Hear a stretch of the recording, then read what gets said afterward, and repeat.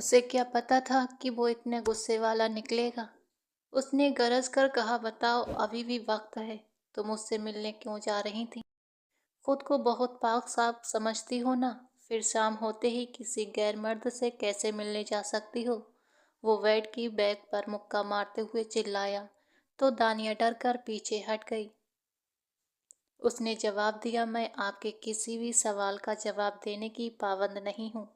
आपने जबरदस्ती मुझसे निकाह किया है।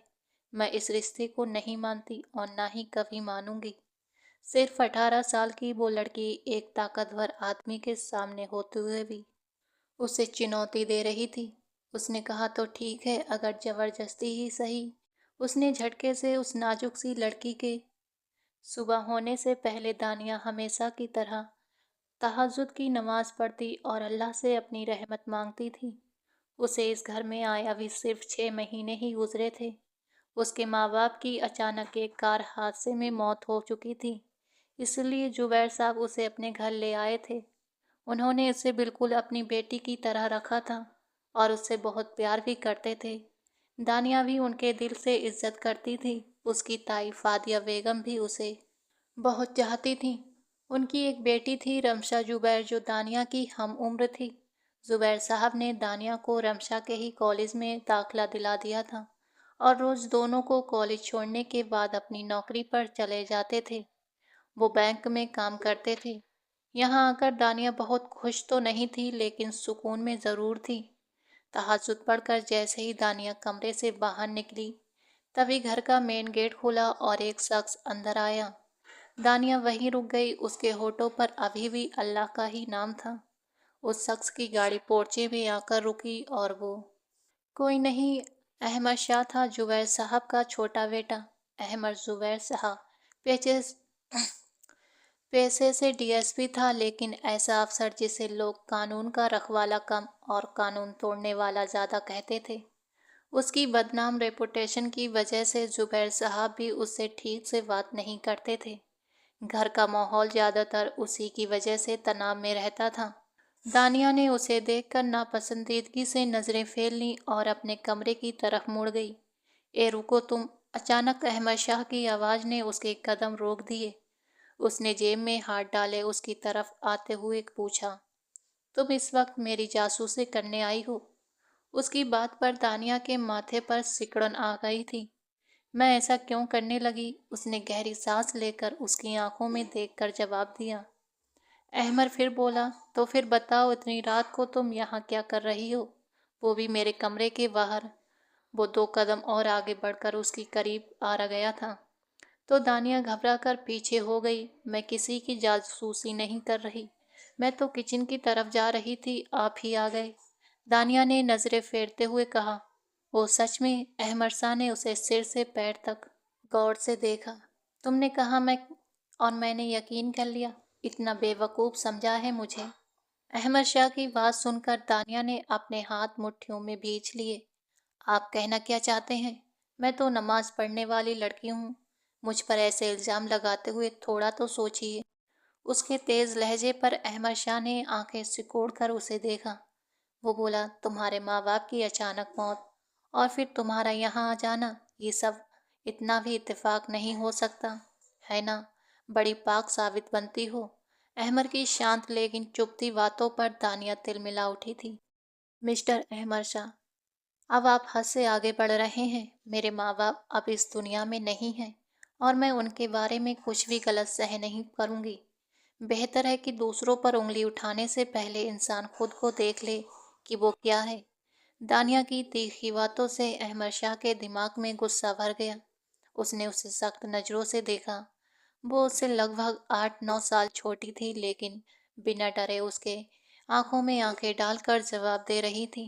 वो कोई आम आदमी नहीं था, डीएसपी अहमद शाह था, जिसके आगे अपराधी तो क्या लोग नज़र तक नहीं उठाते थे।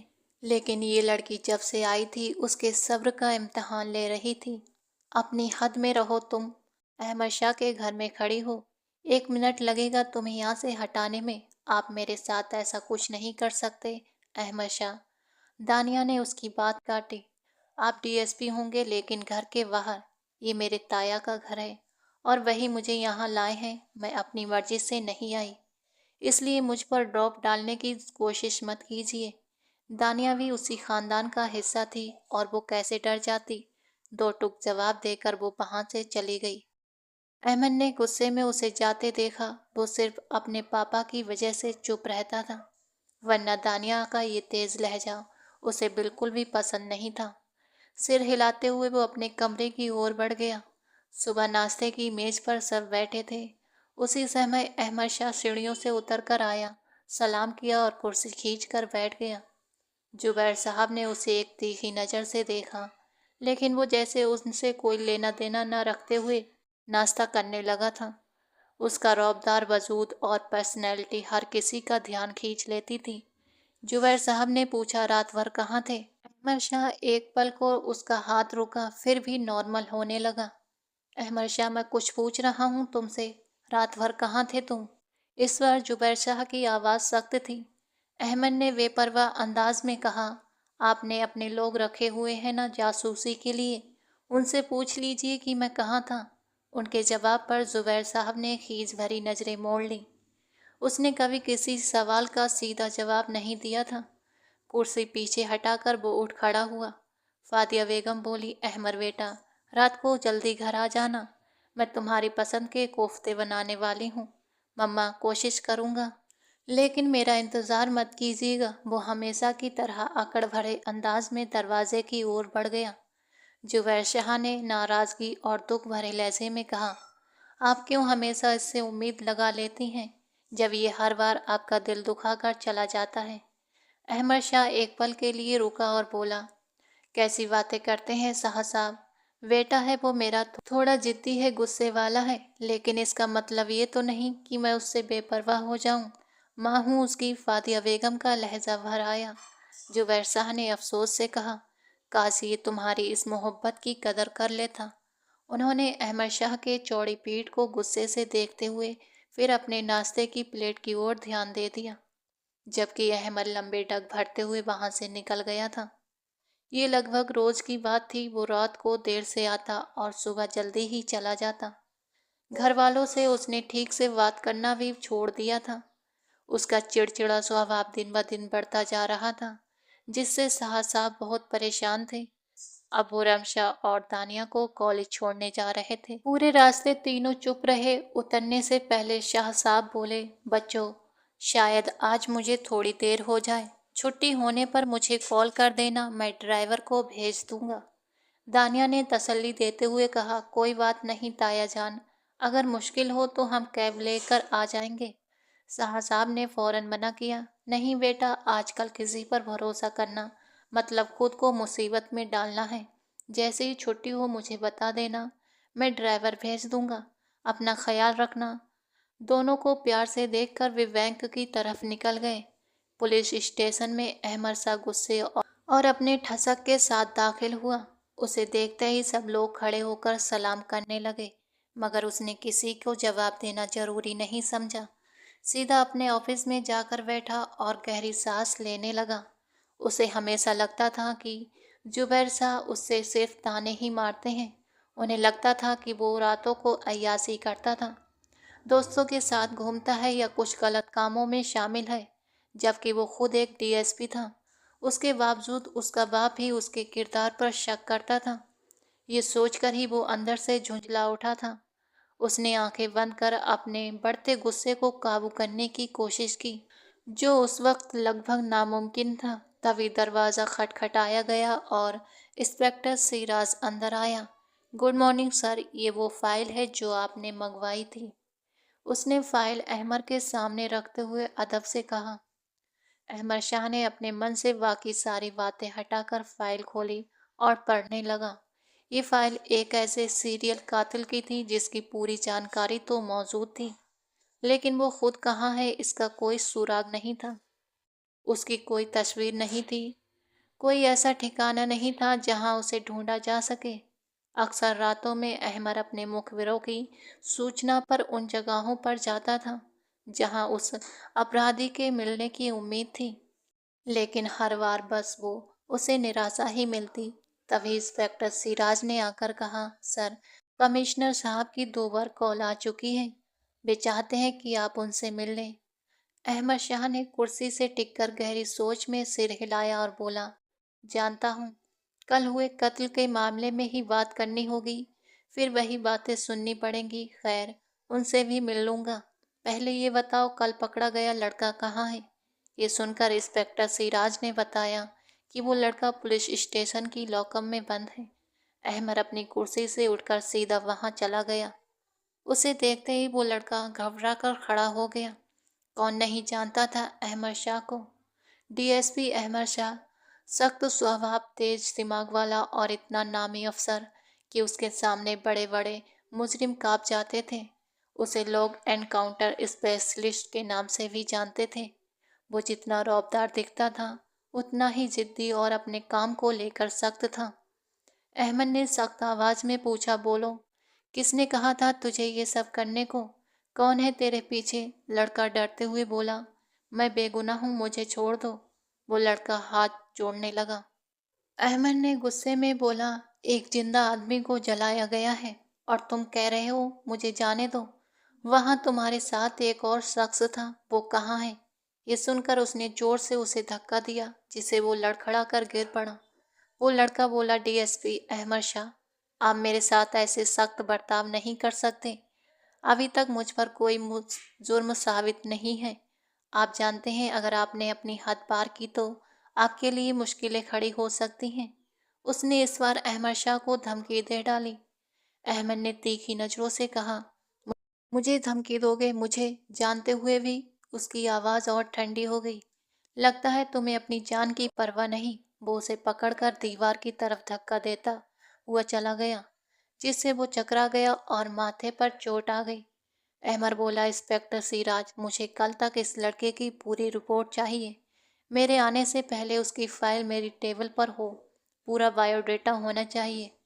उसने जेब से सिगरेट निकाली, एक कश लिया और गुस्से भरे अंदाज से बाहर चला गया। इंस्पेक्टर सिराज ने हवलदार सूफी साहब को लॉकअप बंद करने का हुक्म दे दिया। उधर रमशा ने आवाज लगाई, दानिया, चलो, खाना तैयार है, माँ बुला रही हैं। दानिया पूरे दिन की बातों के बारे में सोच रही थी। फिर उसने सिर झटका और उठ गई। कई दिनों से उसे ये महसूस हो रहा था कि कोई उसका पीछा कर रहा है, लेकिन कोई दिखता नहीं था। उसने इसे अपना वहम समझकर नज़रअंदाज किया और कमरे से बाहर आ गई, जहाँ सब लोग रात के खाने पर बैठे थे, सिवाय उस शख्स के जिसे वहाँ होना चाहिए था। अहमद शाह, अपनी माँ के खातिर रात देर से घर लौटने वाला अहमद शाह सुबह नाश्ते की मेज पर जरूर मिलता था। जावेद शाह ने बेटे को घूरा, कल तुमने एक आदमी पकड़ लिया था। नाश्ते की मेज पर उन्होंने अपनी दबंग आवाज में अहमद से पूछा। वो हैरान रह गया। एक पल के लिए उसका हाथ रुक गया, पर अगले ही पल वो फिर अपने पुराने अंदाज में नाश्ता करने लगा। उसे छोड़ दो। अगला हुक्मनामा जारी हुआ। अहमद ने कड़वे घूंट चबाते हुए नाश्ते की प्लेट सरका दी। फातिया बेगम ने बेबस होकर शौहर की तरफ देखा। दानिया ने भी एक निगाह अहमद पर डाली और फिर बेपरवाही से चाय का कप उठाकर अपने मोबाइल में खो गई। नहीं छोड़ सकता, एफआईआर कट चुकी है, अहमद ने शक्ति से कहा। तो फाड़ दो, केस खत्म करो, इस बार तेज लहजे में कहा गया। अहमद ने गहरी सांस ली, दोनों हाथ मेज पर टिकाए अपने पापा की तरफ देखा। उस शख्स ने एक गरीब इंसान को जिंदा जलाया है। उसके खिलाफ सबूत है, नामुमकिन है। अहमद ने भी ठंडे अंदाज में जवाब दिया। एक पल के लिए जावेद शाह बेटे को देखते रह गए। अहमद, तुम उसे छोड़ रहे हो, ये फाइनल है। मैं नहीं चाहता कि घर के किसी भी शख्स को कोई नुकसान पहुंचे। वो राजनीतिक आदमी है, दुश्मनी पाल लेगा। मैं कोई रिस्क नहीं लेना चाहता, इसलिए जो कह रहा हूँ वो करो। केस खत्म करो, उन्होंने पक्के अंदाज में कहा और फिर प्लेट की तरफ ध्यान दे दिया। अहमद का दिमाग घूम गया। कानून अपनी जेब में लेकर नहीं चलता कि एक दिन एफआईआर काटूं और अगले दिन फाड़ कर फेंक दूं। गुस्से में अहमद उठ खड़ा हुआ और वहां से चला गया। देख लिया आपने, ये सब आपके लाड प्यार का नतीजा है कि आज वो बाप के सामने खड़ा हो गया है। फातिया बेगम पर जावेद शाह अपना गुस्सा निकालते हुए दरवाजे की तरफ बढ़ गए, जबकि दानिया और रमशा पीछे निकल पड़ी। जैसे ही वो पुलिस स्टेशन में दाखिल हुआ, सब सतर्क हो गए। सूफी साहब उसकी फाइल लेकर आई है। अहमद सीट पर बैठकर सख्त आवाज में जेल में बंद उस शख्स की तरफ देखते बोला। सुहेल ने अहमद को घूरा। नाम सुहेल दादा, माँ का नाम नूरबाई, बाप का नाम। सूफी साहब, उसकी जगह तो खाली है, अहमद ने मजाक उड़ाते हुए कहा। सुहेल ने दांत पीसे। सर जी, बाप का पता नहीं। सूफी साहब के बोलते ही अहमद अपनी जगह से उठकर सुहेल की ओर देखने लगा। जिसके बाप का पता नहीं होता उसे क्या कहते हैं सूफी साहब? अहमद के सवाल पर सुहेल पागल हो गया। डीएसपी, वो चिल्लाया। एक बार जेल खोल, फिर बताऊंगा मेरा बाप कौन है। उसने जेल की सलाखों को जोर से मारते हुए कहा। सूफी जी, उसे हराम ने एक गरीब आदमी को जिंदा जलाया है, लेकिन वो हलाल का था। उसके बाप का नाम की जगह खाली नहीं था। अहमद ने उसे और भड़काया तो वो आग बबूला हो गया। एक बार, सिर्फ एक बार यहाँ से बाहर निकलूं, फिर देखना कैसे तुम्हें तेरी जेल समेत आग लगाता हूँ, वो घुर्राते हुए बोला। अहमद एक तरफ से मुस्कुरा दिया। सूफी जी, जेल खोल दीजिए, अहमद ने हुक्म दिया। सूफी साहब और बाकी पुलिस वाले हैरान होकर अहमद को देखने लगे। सुहेल एक खतरनाक मुजरिम था। अहमद की बात सुनते ही सुहेल मुस्कुराया और अपनी मूछें तानने लगा। यही तो वो चाहता था, जेल खोल दी गई। सुहेल ने कदम जेल से बाहर रखा। चल लगा आग, हराम, मैं भी तो देखूं कितना दम है तुझ में। सीने पर बाहें बांधे अहमद नॉर्मल अंदाज में बोला, जबकि सुहेल की नजर सोफी साहब की बंदूक की तरफ थी, जो उनके पास ही खड़े थे। वो तुरंत बंदूक निकालकर अहमद पर तानने लगा। गुड बाय डीएसपी, कहते ही उसने स्टिकर दबाया, लेकिन गोली नहीं चली। गन खाली थी। सुहेल ने हैरान निगाहों से अहमद को देखा, जिसके चेहरे पर मुस्कान थी।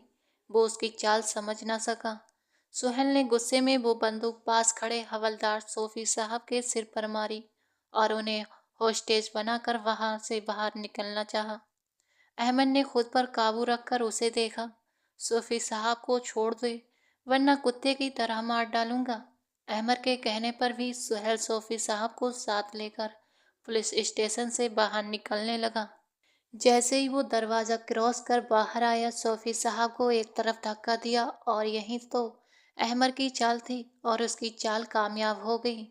सर वो भाग गया। सोफी साहब सिर पर हाथ रखे परेशान होकर बोले, ये तो होना था। अहमद मुस्कुराया, चश्मा पहन लिया और मुस्कुराते हुए उन्हें देखा।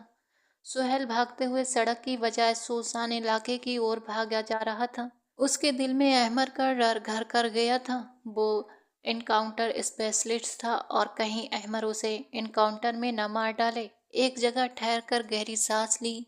उसका दिल घबरा गया। चारों तरफ जंगल ही जंगल था। वो काफी दूर निकल आया था। उसने पलट कर देखा, पर वहां कोई नहीं था। सुहेल का दिमाग मानो बंद पड़ने लगा। वो फिर आगे बढ़ा कि एक गोली सीधी उसकी टांग पर लगी। वो चीखा, अपनी टांग से बहता खून देखा, पर हिम्मत नहीं हारी। उसने फिर से भागने की कोशिश की। इस बार निशाना दूसरी टांग पर लिया गया। वो लड़खड़ा कर नीचे गिर पड़ा। उसकी चीखों से पूरा इलाका कांप उठा, पर कोई वहां ना था जो उसकी चीखें सुनता। अहमद उसके पास आया और उसके सर के ऊपर खड़ा हुआ। तुझे क्या लगा तू इतनी आसानी से अहमद शाह से बचकर भाग जाएगा? मैंने तो तुम्हें जिंदगी दी थी। केस फाइल होते ही कोर्ट में चलता, काफी वक्त लगता। तुम जमानत भी ले लेते, पर मुंह कभी ना खोलते। उसके साथ जो दूसरा आदमी था जिसने गोली चलाई, तुम उसे नहीं बताना चाहते। ठीक है, मैं खुद पता लगा लूंगा, पर मैं तुम्हें छोड़ने का रिस्क नहीं ले सकता। मुझे छोड़ दो अहमद शाह, मेरे छोटे छोटे बच्चे हैं। वो हाथ जोड़कर अब झूठ बोल रहा था। मैंने तो यही चाहा था, पर नहीं, मैं गलत था। जिंदगी चाहिए नहीं तो इसलिए मौत ही बेहतर है। नहीं नहीं, प्लीज मुझे छोड़ दो डीएसपी, मैं खुद को तुम्हारे हवाले करता हूँ। सुहेल तड़पते हुए बोला। डीएसपी अहमद शाह, एक बार जो फैसला कर लेता है फिर पीछे नहीं हटता। तुम्हारी मौत तुमने खुद चुनी है। किसी को जिंदा जलाना तुम्हारे लिए आसान है ना? कहते हुए उसने गोली सीधी उसके सिर पर चला दी। वहीं सुहेल की सांसें रुक गईं और वो जमीन पर गिर पड़ा। खून हर जगह फैल गया। अहमद पास आकर इंस्पेक्टर को कुछ हिदायतें देकर वहां से निकल गया। उसी दिन दानिया को ऐसा महसूस हुआ जैसे कोई उसका पीछा कर रहा हो। क्या हुआ दानिया, तुम इतनी परेशान क्यों हो? कॉलेज के गेट पर खड़ी दानिया ने हाथ में मोबाइल पकड़े हुए झांक कर चारों तरफ देखा। कुछ नहीं, ताया जान अभी तक नहीं आए। समय देखकर बोली, वो आज समय से पहले निकल आई थी। बस आ जाते होंगे, फिक्र मत करो। रमसा ने उसका हाथ थाम लिया। उसी पल वहां फायरिंग शुरू हो गई। दानिया ने रमशा का हाथ थाम कर वहां से भागी। दोनों भागते हुए कॉलेज के एरिया से काफी दूर तक आ गई थीं। एक जगह रुककर दोनों ने गहरी सांस ली। कौन लोग थे और क्यों फायरिंग कर रहे थे, ये सोचते ही एक गाड़ी उनके पास आई और एक नकाबपोश आदमी रमसा को पकड़कर गाड़ी में फेंक दिया। दानिया, जो थोड़ी पीछे जाकर दुकान से पानी की बोतल ले रही थी, रमशा के किडनैप होते ही दंग रह गई। पानी की बोतल वहीं फेंकी और गाड़ी के पीछे भागी, पर गाड़ी निकल चुकी थी। दानिया ने आसपास देखा और आंसू बहाने लगी। उसे समझ नहीं आया क्या करे। किसी को कॉल करने से पहले ही 10 मिनट बाद वही गाड़ी वापस आई और रमशा को फेंक कर चली गई। दानिया दौड़ते हुए उसके पास पहुंची। रमशा, तुम ठीक हो? वो घबरा कर पूछने लगी। रमशा डर कर दानिया की गोद में गिर पड़ी और फूट फूट कर रोने लगी। दानिया ने उसे उठाकर पास की बेंच पर बिठाया। वहां आसपास कोई भी उनकी तरफ रहम नहीं दिखा रहा था, न किसी को उनकी परवाह थी। दानिया ने उसे पानी पिलाया। रमशा, कुछ नहीं हुआ, सब ठीक है। दानिया ने उसे हिम्मत दी, पर रमशा ने कांपती आवाज में कहा, नहीं दानिया, कुछ भी ठीक नहीं है। दानिया की छठी इंद्री ने कुछ गलत होने का एहसास कर दिया। उन्होंने मेरी खराब हालत में फोटो खींच ली। वो फूट फूट कर रो पड़ी। दानिया का पैर जमीन से हट गया। रात को जब अहमद शाह जल्दी घर आया तो जावेद शाह के गुस्से के चक्कर में आ गया। वो उस पर भड़के हुए थे, जबकि अहमद बिल्कुल शांत खड़ा था। आपने कहा था उसे छोड़ दो, मैंने छोड़ दिया। अहमद ने हाथ वेस्ट पर बांधकर सादा लहजे में कहा, तुमने उसे जिंदगी से ही आज़ाद कर दिया अहमद शाह। उनकी डांट तेज थी। फातिया बेगम बीच में कुछ कहने लगी तो जावेद ने उनका हाथ झटक दिया। सब जानते थे कि जावेद की सख्त आदत है। अहमद उनका बेटा था, गुस्से में सबसे ऊपर, इसलिए बीच में पड़ना खुद को आग में फेंकने जैसा था। देखो, तुमने कहा था छोड़ दो, मैंने छोड़ा, अब पकड़ा गया, इसमें मेरा क्या कसूर है? ऊपर से एक पुलिस वाले को भी चोट लगी है। मजबूरन मुझे गोली चलानी पड़ी। अहमद ने मजबूरी बताने वाला चेहरा बनाया। तुम सोचते हो ये सब बहाने बनाओगे और मैं मान जाऊंगा? जानती भी हो ये किस किस के पीछे है और अब वो किस तरह से बदला लेंगे। जावेद लगातार भड़क रहे थे। अहमद ने धीरे से उनके कान में सरगोशी करते हुए कहा, मैं किससे डरूंगा? पर बेवजह अपने घर वालों के लिए दुश्मनी लेना सही है क्या? उन्होंने अपनी तर्क रखी, जिस पर अहमद ने होठ सिकोड़े। मेरे लिए रास्ते वाले ही मेरी फैमिली है और मैं उनका रक्षक हूँ, उसने कड़े लहजे में कहा। सीढ़ियों पर खड़ी दानिया ने घबरा कर अहमद को देखा और बोली, एक बात ध्यान से सुन लो, वो वक्त दूर नहीं जब तुम अपनी नौकरी से हाथ धो बैठोगे। अहमद उस कठोर सी बात पर रुका और जावेद की बात पर ठिठक गया। उसी पल उसकी नज़र दानिया पर पड़ी और उसे लगा वो उसकी जासूसी कर रही है। दानिया दौड़ते हुए अपने कमरे में घुस गई। या खुदा, मैं क्या करूं? कैसे रमशा की मदद करूं? रमशा की मदद के बारे में दानिया उलझी हुई थी। किडनैपरों ने रमशा की तस्वीर खींची और साथ ही दानिया का नंबर ट्रेस करके उसी नंबर पर रमशा की तस्वीरें भेजकर उसे ब्लैकमेल कर रहे थे। दानिया कुछ समझ ही नहीं पा रही थी, ये सब क्या है और ये लोग कौन थे जो उसे ब्लैकमेल कर रहे थे, वो भी रमशा को लेकर। रमशा को शाम से तेज बुखार था। दवा लेकर वो सो गई थी, पर दानिया जले हुए पैर वाली बिल्ली की तरह पूरे कमरे में घूम रही थी कि तभी मैसेज टोन बजी।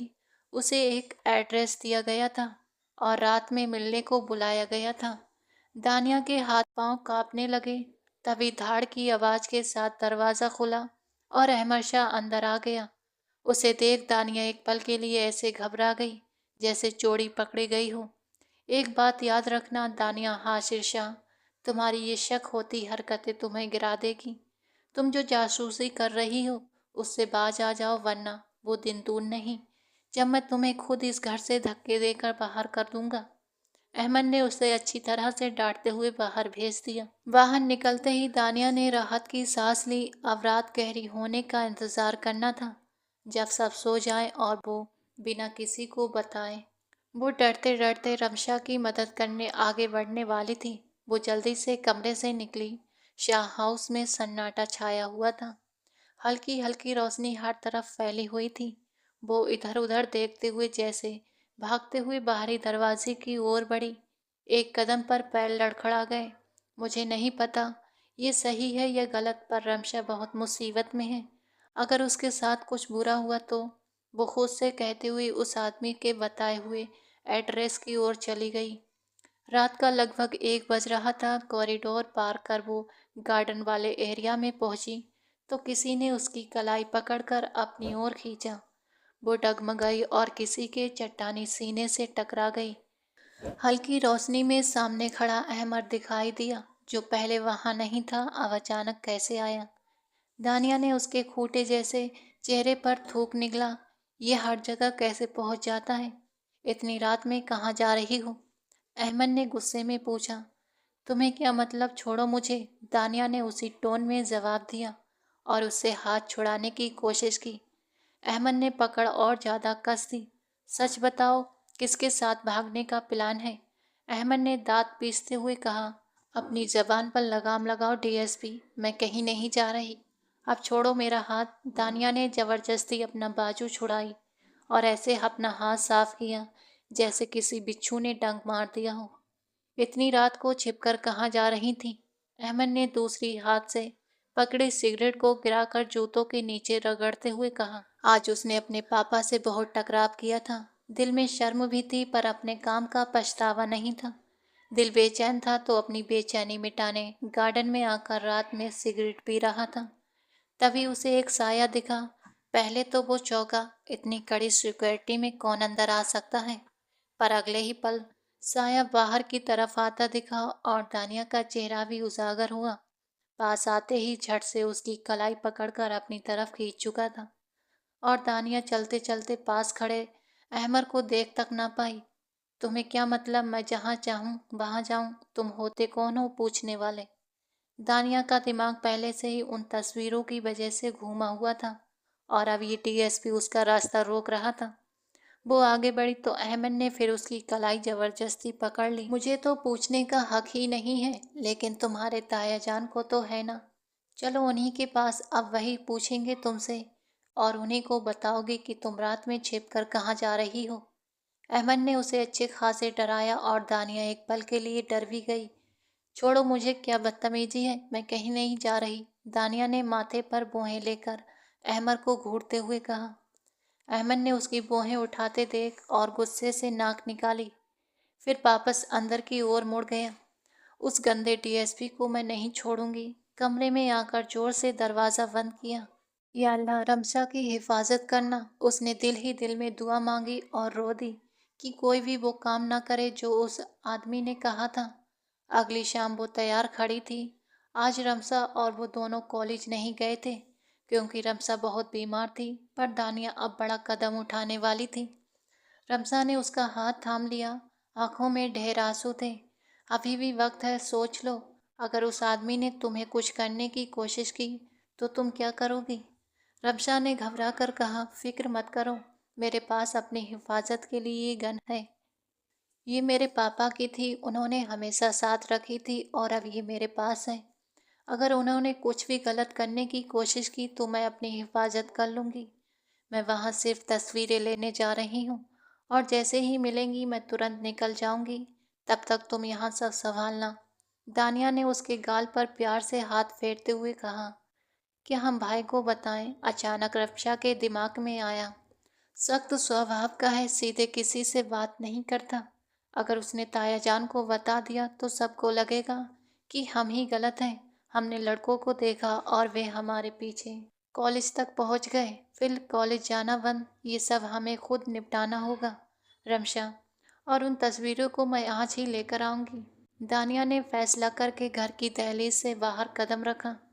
रमशा ने दिल से उसकी कामयाबी के लिए दुआ की। अहमद शाह पुलिस स्टेशन आए अभी थोड़ी देर हुई थी। वो कमिश्नर साहब के साथ मीटिंग करके आया था कि उसके मोबाइल पर कॉल आना शुरू हुई। जो कुछ भी कहा गया उसने अहमद के पैर के नीचे से जमीन खिसका दी। अब तुम मुझसे नहीं बच सकती दानिया हाशिर शाह। आई किल यू। तहज्जुद पढ़ने वाली लड़की। वो गुस्से में पुलिस स्टेशन से बाहर निकला। दानिया जिस कैब में थी वो दिए गए एड्रेस पर पहुंचने ही वाली थी कि उस पर एक जीप ने उसकी गाड़ी रोक ली। पुलिस जीप देखकर दानिया के रोंगटे खड़े हो गए। ड्राइवर भी डर गया। अहमद शाह जीप से उतरा, दानिया को कैब से बाहर खींचा और दरवाज़ा जोर से बंद किया।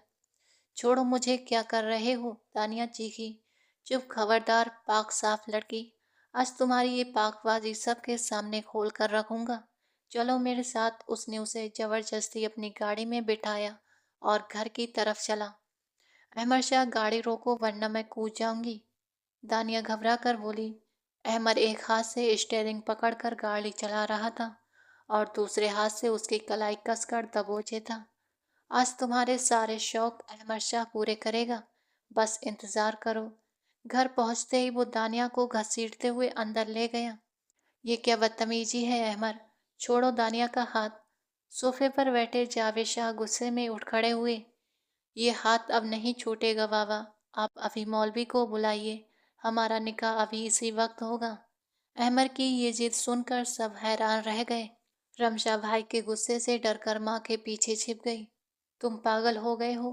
कौन सा निकाह? कोई निकाह नहीं होगा। वो सिर्फ 18 साल की है, बालिग है, समझती है, निकाह का मतलब जानती है। बाकी मैं समझा दूंगा। मौलवी को बुलाइए, हमारा निकाह अभी होगा। अहमद की दहाड़ से पूरा घर कांप उठा। अहमद, मैं तुम्हारी जान ले लूंगा। तानिया मेरी बेटी है, उसके साथ जबरदस्ती नहीं होने दूंगा। वो मासूम है। मासूम? अहमद गुर्राया। दानिया डर कर उसे देखने लगी। ये मासूम इतनी रात को सज धज कर कहाँ जा रही थी, और वो भी अकेली? पूछें आप इससे। जाविद ने रोती दानिया की तरफ देखा। वो तो सिर्फ उनसे मदद की उम्मीद से देख रही थी। वो मुझसे पूछ कर गई थी। आपसे? अच्छा, तो आपने भेजा था इसे कि जाओ शाम के वक्त जाकर लड़कों से मुलाकातें करो। अहमद शाह ने पापा की बात काटते हुए सख्त लहजे में कहा। तो जुबैर शाह को अचानक गुस्सा आ गया। खबरदार, अगर तुमने किसी पाक दामन लड़की पर इल्ज़ाम लगाया तो मैं ये भूल जाऊंगा कि तुम मेरे बेटे हो। वो गुस्से में अहमद की तरफ बढ़े, लेकिन फादिया बेगम ने उन्हें रोक लिया। उन्होंने कहा, अगर इल्ज़ाम है तो पूछ लें, सामने खड़ी है। कहाँ गई थी ये? कहाँ से लेकर आया हूँ मैं इसे? अहमद ने दानिया की कलाई कसकर पकड़ी और सबके सामने सवाल किया तो वो काँप उठी। सबकी नज़रें उस पर थीं। वो शर्म के मारे ज़मीन में गड़ने लगी। आज अहमद शाह उसे ऐसी जगह खड़ा कर चुका था कि उसे अपनी पाकदामनी का सबूत देना पड़ रहा था। दानिया ने दर्द भरी नज़रों से अहमद को देखा और कहा, मुझे आपका निकाह कबूल है। दानिया के शब्द सुनकर जुबैर साहब भी हैरान रह गए। अहमद शाह ने उसे शक भरी नज़रों से देखा, लेकिन दानिया के इकरार ने दोनों को निकाह के रिश्ते में बांध दिया। जुबैर साहब ने बिना और सवाल किए मौलवी और गवाह बुलाए और दोनों का निकाह करवा दिया। निकाह के बाद जब अहमद शाह दानिया की कलाई पकड़े उठे तो जुबैर साहब ने टोका, कहाँ ले जा रहे हो इसे? हाथ छोड़ो उसका। अहमद ने कहा, अब ये मेरी बीवी है और बीवी अपने शौहर के साथ ही रहती है, शादीशुदा है, ये तो जानते ही होंगे। अहमद शाह की बेबाक बातों पर जुबैर साहब गुस्से से मुड़ गए।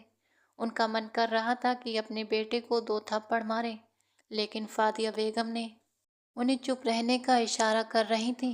अहमद शाह दानिया को कमरे में ले गया और दरवाज़ा जोर से बंद कर दिया। रमशा रोते हुए अपनी माँ से लिपट गई। फातिया बेगम समझ नहीं पा रही थी कि वो क्यों रो रही है, पर रमशा जानती थी कि आज उसकी वजह से दानिया कितनी बड़ी मुश्किल में फंस गई है। कमरे में पहुंचते ही दानिया फट पड़ी। हर रात नई लड़कियों के साथ घूमने फिरने के बाद तुम्हें मुझ जैसी नमाज पावन लड़की से जबरन शादी करने में शर्म नहीं आई? पुलिस वाले होते ही ऐसे हैं। अहमद शाह ने शांत रहकर कहा, जबरदस्ती नहीं, तुमने खुद हाँ की थी। उसने जैकेट उतार कर रख दी तो दानिया घबरा कर पीछे हटी। अहमर बोला, तुम्हें लगता है मैं गलत हूँ, पर ये तुम नहीं जानती कि मैं तुम्हारी सुरक्षा के लिए कितना कुछ कर रहा था। फोन पर मुझे जिस आदमी ने धमकाया था, उसके शब्द मैं अभी तक नहीं भूला। वो कह रहा था कि वो दानिया को नुकसान पहुंचाना चाहता है।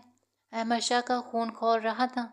सिर्फ वही जानता था, या उसका अल्लाह, कि वो दानिया की हिफाजत के लिए कितनी हद तक गया था। पूरे घर में सुरक्षा लगाई हुई थी। बाहर जाती दानिया और रमशा तो हमेशा पूरी सिक्योरिटी में होती थी। और उस दिन जो हुआ था वो सिर्फ यही बात थी जो अहमद शाह नहीं जान पाया, क्योंकि वे दोनों उस दिन वक्त से पहले कॉलेज से बाहर निकल आई थीं, जबकि अहमद शाह के सिक्योरिटी गार्ड उनकी छुट्टी के समय ही बाहर आते थे, वरना अहमद शाह सब जान जाता। इसी गलतफहमी में उसका दिमाग आग की तरह जल रहा था, और वो अपनी इसी झुंझलाहट में दानिया को भी घायल करना चाहता था। उसने गुस्से में दानिया को धक्का देकर बिस्तर पर बिठा दिया। दानिया बुरी तरह सहम गई थी। उसे नहीं पता था कि अहमद शाह इतना गुस्सैल और जुनूनी हो सकता है। अहमद फिर गरजा, अब भी वक्त है, सच बता दो, क्यों मिलने गई थी उस लड़के से? खुद को बहुत पाक साफ कहती हो ना, तो फिर शाम के अंधेरे में किसी गैर मर्द से मिलने चली कैसे गई? उसने गुस्से में बेड की बैग पर मुक्का मारा तो दानिया घबरा गई। दानिया रोते हुए बोली, मैं आपको किसी सवाल का जवाब देने की मजबूर नहीं हूँ। आपने मुझसे जबरदस्ती निकाह किया। मैं इस रिश्ते को नहीं मानती, ना ही कभी मानूंगी। वो सिर्फ 18 साल की थी और अहमद शाह जैसे ताकतवर आदमी के सामने खड़ी होकर उसे चुनौती दे रही थी। अहमद फिर भड़क उठा। ठीक है, जब जबरदस्ती ही सही, उसने गुस्से में उसके करीब कदम बढ़ाए। दानिया ने हैरानी से उसे देखा। उसका ये डर और बेचैनी देखकर अहमद एक पल के लिए रुक गया। दोनों की नजरें टकराईं।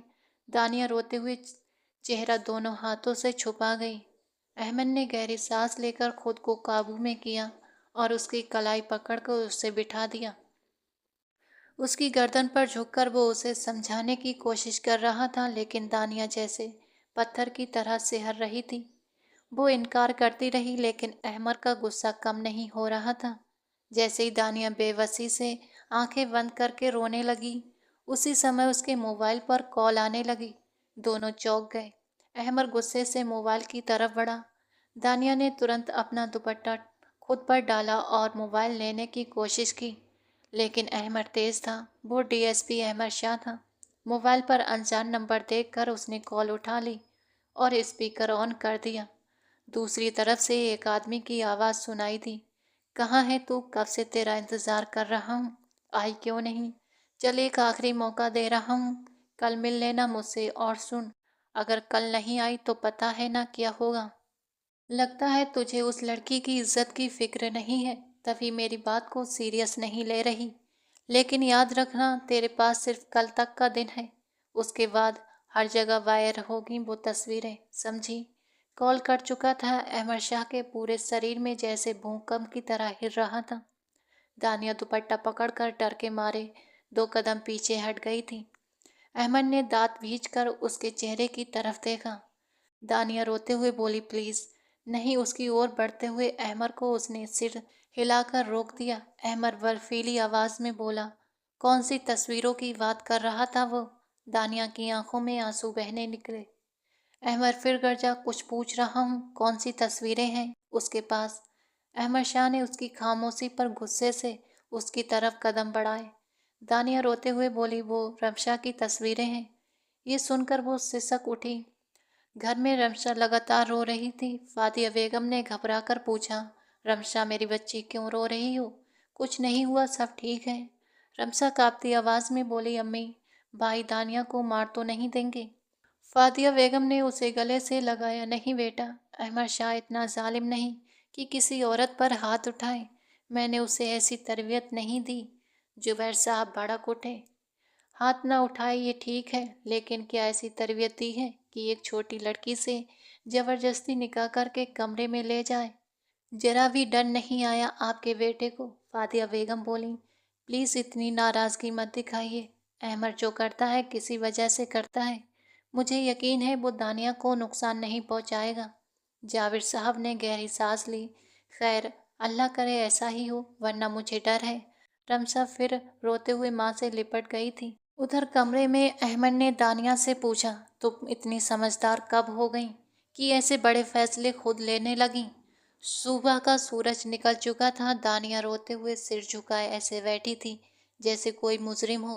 अहमद बोला, मुझे खुद पर शर्म आती है कि मैं एक डीएसपी हूँ, पर मेरे अपने घर वाले ही हिफाजत से नहीं है तो मैं बाहर किसे बचाऊंगा?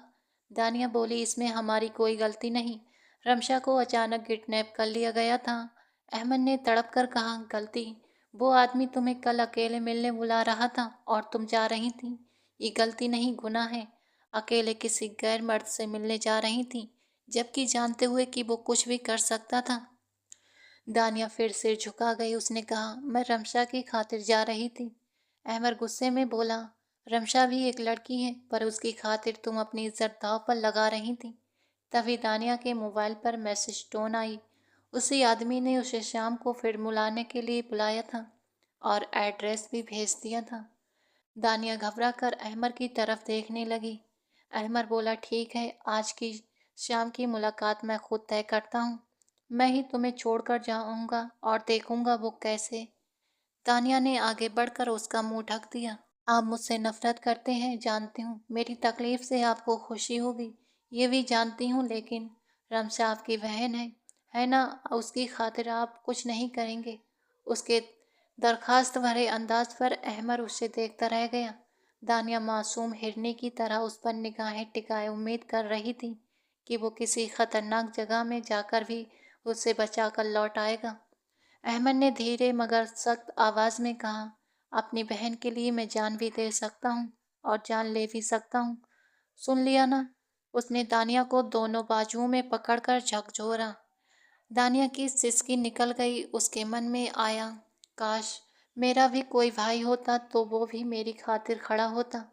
अहमद ने कड़े लहजे में कहा, और याद रखना, अब तुम मेरी बीवी हो, किसी भूल में मत रहना कि मैं तुम्हारी कोई भी गलती माफ कर दूंगा। गला दबाकर सीधा मार दूंगा।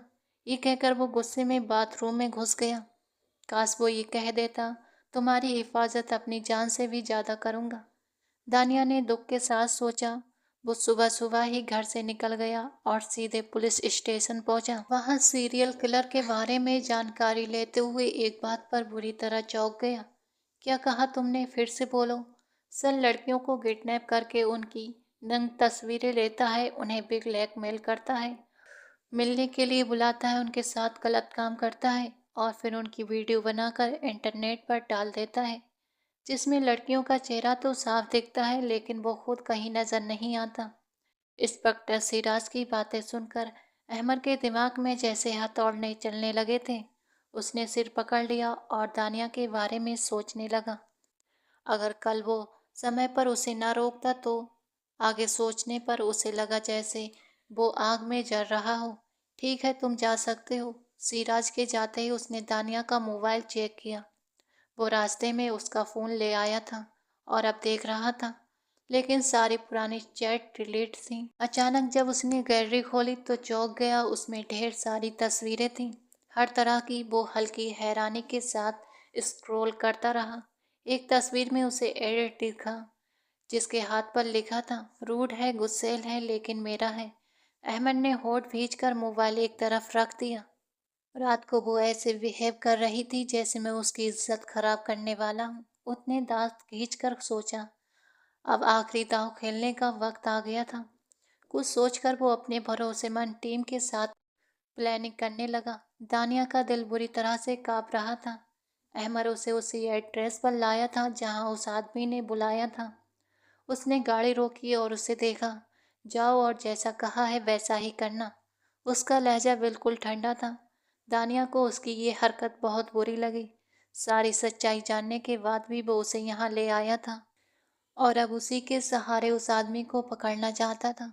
मतलब उसके लिए दानिया सिर्फ एक चारा थी। उसने गुस्से में आंसू पोंछे और चुपचाप गाड़ी से उतर गई। उसके कान में छोटा सा ब्लूटूथ लगा था जिससे अहमद उसकी सारी बातें सुन सकता था। बहुत देर कर दी मेहरबान। आते आते जैसे ही वो उस खंडर में दाखिल हुई, उसे आसपास कहीं से आवाज़ सुनाई दी, लेकिन कोई दिखा नहीं। कौन कौन है? दानिया ने घबरा कर पूछा। बहुत तेज समझती हो खुद को, अपने साथ अपने शौहर को भी ले आई हो। वो समझता है कि उसने मुझे अपने जाल में फंसा लिया है, जबकि उसे पता ही नहीं कि मेरा डाला हुआ जाल उससे कहीं ज़्यादा ताकतवर है। बहन की इज्जत तो पहले ही खत्म हो गई है, अब बीवी की इज्जत भी लूटने के लिए भेज दिया है। इतना बड़ा बेवकूफ़ है और खुद को डीएसपी कहता है। वो जोर से हंस रहा था। अपनी बकवास बंद करो और मुझे रमशा की तस्वीरें वापस दो, दानिया गुस्से में बोली। हाय, मैं डर गया, एक डीएसपी की बीवी से डर गया और हंसने लगा। दानिया ने चारों तरफ देखा लेकिन कोई नहीं था। अचानक पीछे से किसी ने उसका मुंह दबोचा और फिर उसे पीछे की तरफ खींच लिया। वो पूरी तरह से घबरा गई, लेकिन उस आदमी ने उसे दीवार से लगाकर गुस्से से उसे घूरते हुए चुप रहने का इशारा किया और फिर उसके मुंह से हाथ हटा दिया।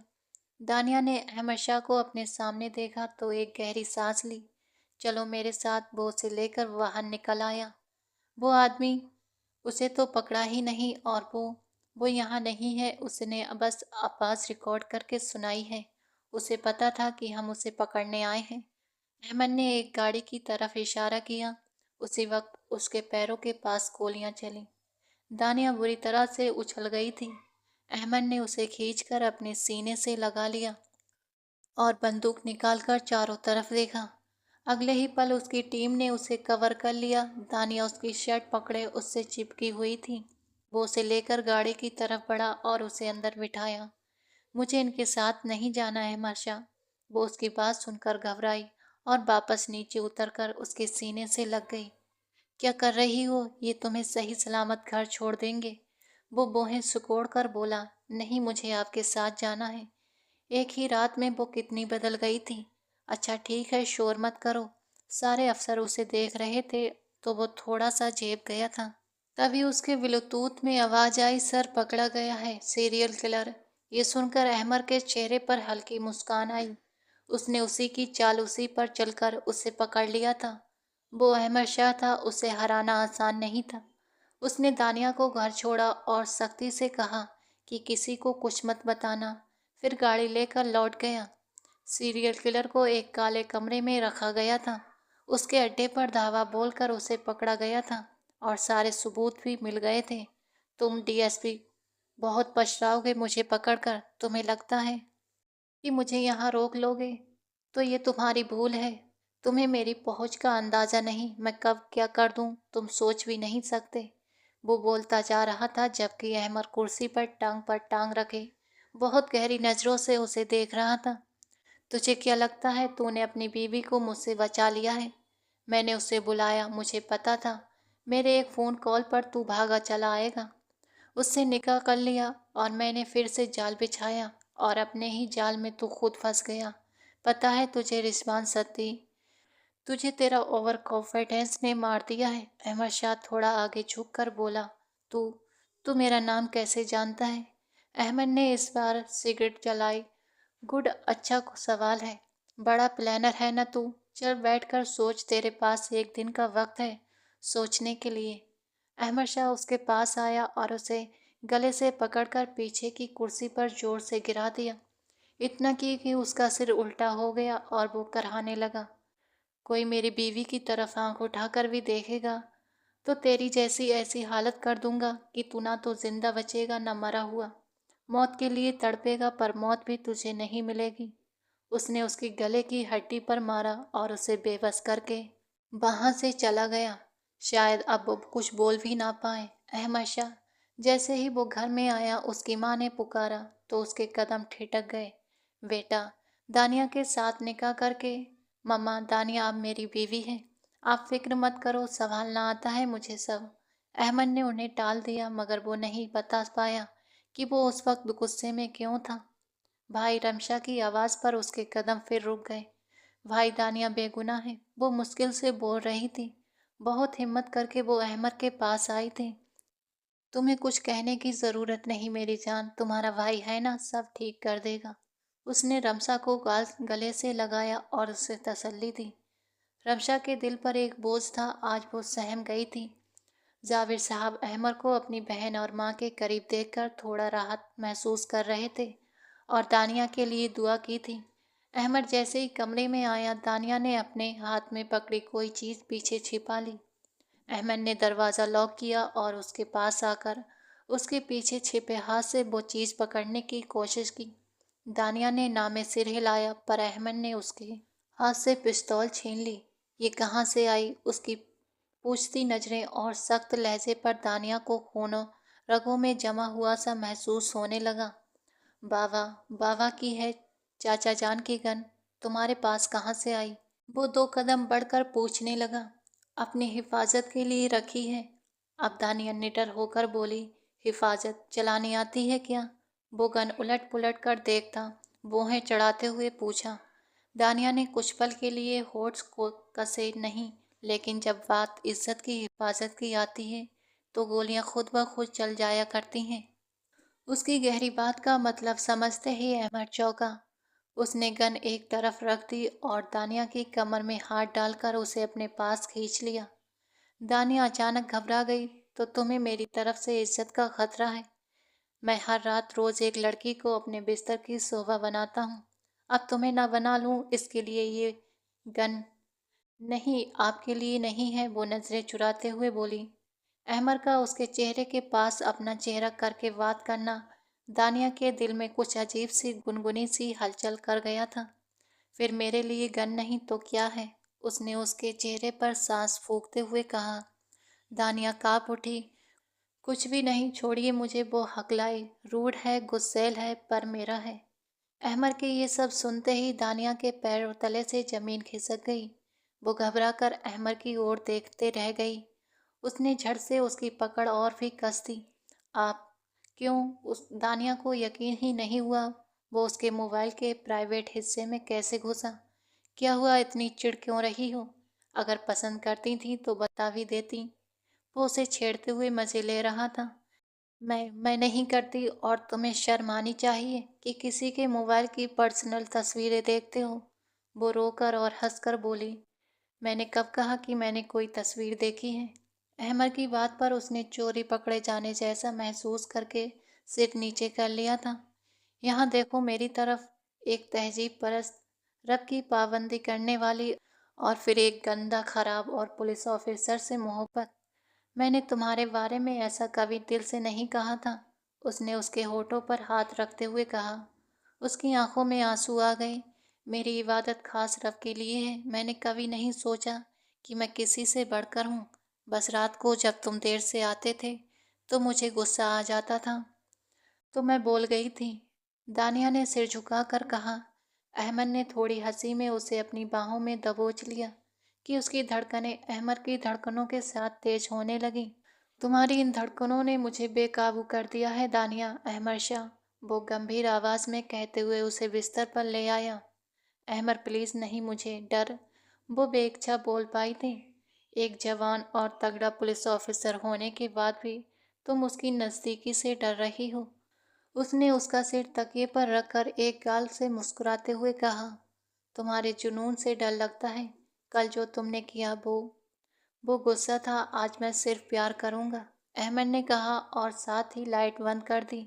अब तुम्हें मेरा गुस्सा, मेरी जुनून, मेरा प्यार सब कुछ सहना पड़ेगा दानिया अहमद शाह, क्योंकि तुम मेरी हो और मैं तुम्हारा।